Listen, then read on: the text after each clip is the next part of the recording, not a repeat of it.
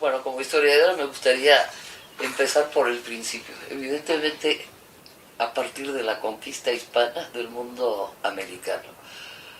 Porque la política que se sigue prácticamente durante 300 años debido a los frailes que llevaron a cabo la evangelización o la conquista espiritual del mundo mesoamericano, tenían la idea de conservar las lenguas indígenas. Y por eso, durante prácticamente más de 250 años, toda la evangelización se realizó a través de las diversas lenguas indígenas. Todos los frailes en un principio se dieron a la tarea de hacer vocabularios en las distintas lenguas, hacer evangelios o catecismos en las lenguas indígenas, y consideraban que esa era la mejor forma de evangelizar a los naturales, que ellos aprendieran más bien la lengua indígena y no necesariamente castellanizar. No es hasta el siglo XVIII, a mediados del siglo XVIII, con las reformas borbónicas, cuando se implementa una política de castellanización. Se establecen en todas las repúblicas de indios o en las comunidades indígenas escuelas de primeras letras. Este tema ha sido ampliamente trabajado por la doctora Dorothy Tang.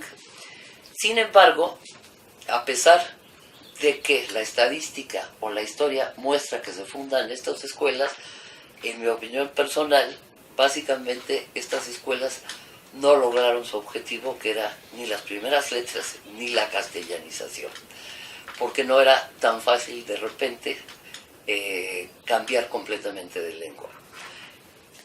La diversidad étnica y cultural de México, por un lado, pero también la diversidad económica o socioeconómica de lo que era la Nueva España y luego México, refleja, creo yo, el problema de la educación, particularmente de la educación indígena. Desde el siglo XVI y durante prácticamente todo el periodo colonial, las regiones que quedaron económicamente marginadas del desarrollo económico colonial se mantuvieron marginadas y siguen marginadas al día de hoy. ¿Qué quiero decir con esto? El problema de la educación, el acceso a la educación o el acceso a la castellanización, ¿no?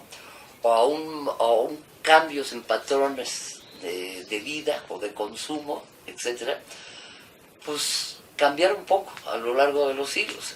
Todas las zonas marginadas desde el siglo XVI, que son Chiapas, Yucatán, Oaxaca, básicamente, son las zonas de mayor densidad indígena, donde se conservan el mayor número de lenguas indígenas hasta el día de hoy, y que va de la mano, digamos, el problema de la cultura, de la conservación de la cultura indígena, de la cultura rural, de una economía basada básicamente en una economía rural, a diferencia de un centro y norte de México, que es, desde la época colonial, una zona que, bueno, en el periodo colonial del siglo XIX, una zona que se desarrolla básicamente en torno a los reales de minas, con población que migra hacia estas zonas, porque básicamente a partir de Querétaro y hacia el gran norte hasta Estados Unidos, se van abriendo a lo largo del siglo XVIII una gran cantidad de minas que atrae a población inmigrante de todo tipo para fundar los reales de minas. Para finales del siglo XVIII se considera que en el norte simplemente hay más o menos 3.000 minas en producción. Entonces, esta zona poblada o repoblada, multiétnica pero revuelta, es la zona que se va de México, que va a ser mestiza fundamentalmente, y en donde la lengua franca va a ser el castellano, ¿no? Y en donde las lenguas indígenas, de alguna manera, por la misma dinámica económica y social, se van a ir diluyendo o teniendo una presencia mucho menos marcada que en las zonas que quedan marginadas, digamos, del desarrollo económico tanto colonial como del siglo XIX. Bueno, en el siglo XX, ¿qué es lo que sucede?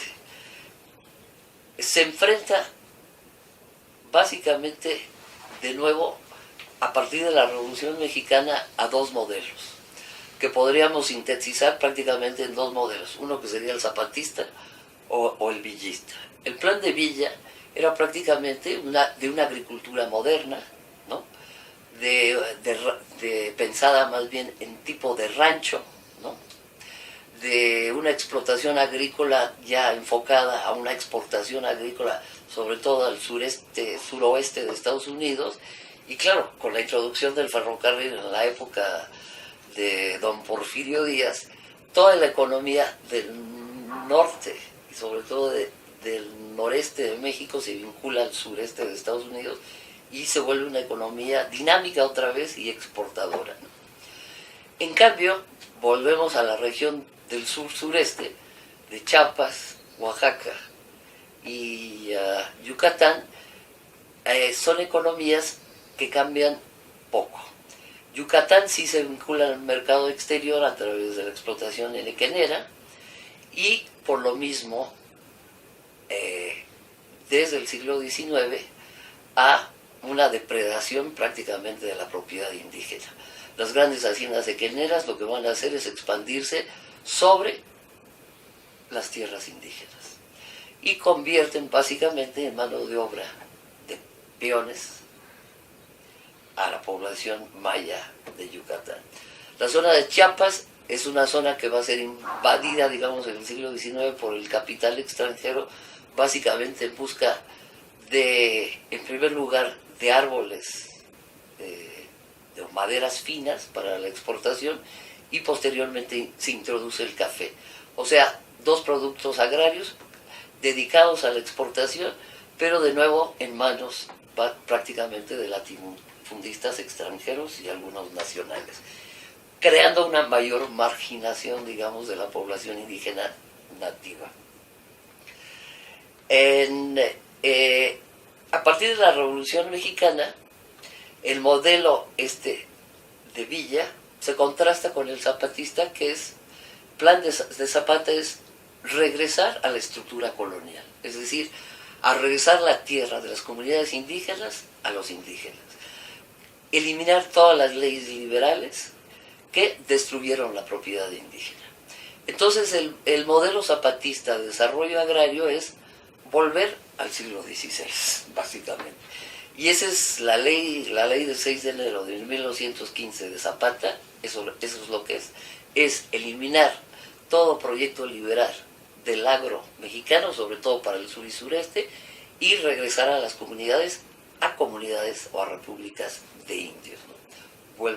Es, digamos, un plan conservador, si se quiere ver, o de reaccionario en el sentido de que reacciona ante la modernidad y lo que busca es el modelo anterior colonial, que de alguna manera era un modelo proteccionista. El modelo de la corona española era un modelo de república de indios en donde se protegía la propiedad indígena y las comunidades indígenas y sus tierras.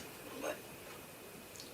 Ya más adelante, durante la revolución, la revolución permanente de la Revolución Mexicana, pues el indígena va a estar en el centro de los problemas nacionales siempre, porque no se sabe qué hacer con el indígena, que es el mismo dilema prácticamente desde la época colonial. ¿Se integran o no se integran? ¿Se conserva su lengua o no se conserva? ¿Los castellanizamos o no los castellanizamos?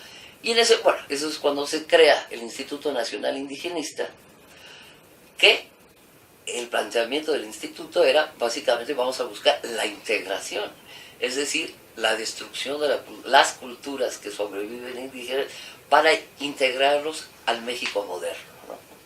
Al poco tiempo, la política del instituto pues es muy criticada y se va a volver a otro discurso en donde se va a defender básicamente, no, lo que hay que conservar es las culturas indígenas, vamos a conservar las lenguas indígenas, y llegamos pues básicamente haciendo pincelazos muy grandes pues al levantamiento de Chiapas zapatista, ¿no? En pleno siglo XX, en donde ¿cuál es la demanda? El autogobierno, o sea, la gestión con base en las costumbres o los usos y costumbres. En ese sentido, el Estado de Oaxaca es el primero que introduce o reforma su constitución para volver a un modelo de usos y costumbres que básicamente, con todas sus bemoles, es volver al modelo de República de Indios del siglo XVI, ¿no? Entonces, durante toda la historia nacional, es un estilo de afloje con respecto al indígena y el gran problema nacional, ¿qué hacer? Conservar o integrar. Y se va de un lado a otro lado. Entonces también es importante en la época del cardenismo, ya para terminar, durante la época del cardenismo, cuando se empiezan a hacer los normales, pues la idea es integrar a los propios indígenas y crear maestros locales, indígenas, que enseñen a sus propias comunidades, ¿no? En ese sentido, es un proyecto interesante, pero que luego evoluciona quizás no de la mejor manera, en parte por el abandono o la falta de apoyo posteriormente que no se les dio básicamente a las normales rurales. Pero también yo creo que es importante destacar que en 1950, pues por lo menos en Oaxaca, buena parte de Chiapas, no tengo ahorita la estadística exacta, pero buena parte de la población rural no está castellanizada. Y si habla castellano, hablará lo mínimo. Y evidentemente las primeras letras, pues menos. Entonces, si uno revisa, por ejemplo, censos del siglo XIX, pues verá que las lenguas indígenas, a pesar del esfuerzo hecho por los Borbones en el siglo XVIII de establecer las escuelas de primeras letras y de castellanizar, pues no se desarrolló en el siglo XIX o no se continuó con eficacia en el siglo XIX. Y después de la Revolución, repito, hay periodos en donde tantito castellanizamos, tantito mejor conservamos. Entonces, llegamos al momento de hoy en donde, en víspera de las elecciones, lo que vemos, quienes están levantando al país en este momento, precisamente Oaxaca, fundamentalmente, o los normalistas de Michoacán, o bueno, estos proyectos que si bien tuvieron buenas intenciones originalmente, no fueron apoyados o no se les dio un seguimiento adecuado, creo yo, posteriormente. Y volvieron a ser instituciones marginadas, ¿no? Y que buena parte del problema actual con respecto a los indígenas o a las comunidades indígenas rurales sigue siendo la marginación del proyecto nacional. Entonces, por eso llegamos a cosas tan tristes.